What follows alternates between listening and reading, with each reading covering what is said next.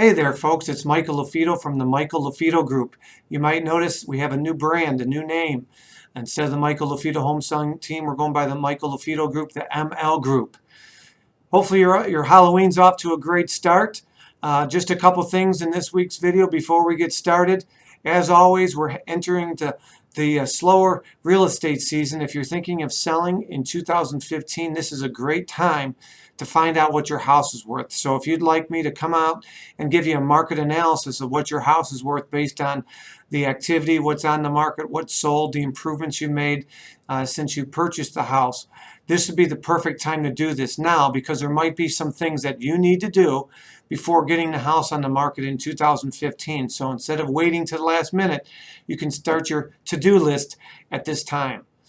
Also, as always, if you're looking to buy a home, we have a search on our blog. Again, suburbanrealestate.tv. You can take a look at homes, and if you tell us the areas you're looking at, we can find properties that aren't even yet listed. We call those pocket listings. Is the term we use in our industry.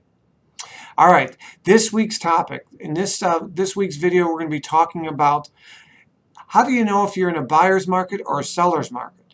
Again, real estate is so hyper-local, so there might be you might live in Naperville or Wheaton, and you're looking in the North Shore, or you're looking in downtown Chicago, or you live in downtown Chicago, and there's different neighborhoods, different areas that might be in a buyer's market, and there's different neighborhoods that might be in a seller's market. So how do you know if you're in a buyer's market or a seller's market? Well, there are several factors. The first one is how many months of inventory. Real estate comes down to supply and demand. So when we have more than 6 months of inventory, we call that a buyer's market. Okay, when there's 4 or less months of inventory, we call that a seller's market. So how much inventory is the first factor in determining if you're in a buyer's market or seller's market. The second determining factor is days on the market. How many days on the market are homes before they go under contract? The third factor would be, what is the list to sale ratio? So if things are selling at a huge discount, you're probably in a buyer's market. But if things are going close to asking price, or in some cases above asking price, that's a good indication that you might be in a seller's market. So again, real estate is hyper-local. And it's important that you deal with someone that specializes in selling homes, as opposed to a jack of all trades, master of none. Recently, I was talking to a for sale by owner in Lisle, and he was going to be perhaps listing his home with agents that had showed his house while he was selling by owner. And I told him that is the worst possible thing you can do. You want to hire someone that is a marketing specialist. In our marketplace, 85% of all sales occur with a buyer's agent representing a buyer and the selling agent representing the seller. That happens 85% of the time. Only 15% of the time does the actual listing agent bring the buyer to the table. So again, how do you know if you're in a buyer's market versus a seller's market?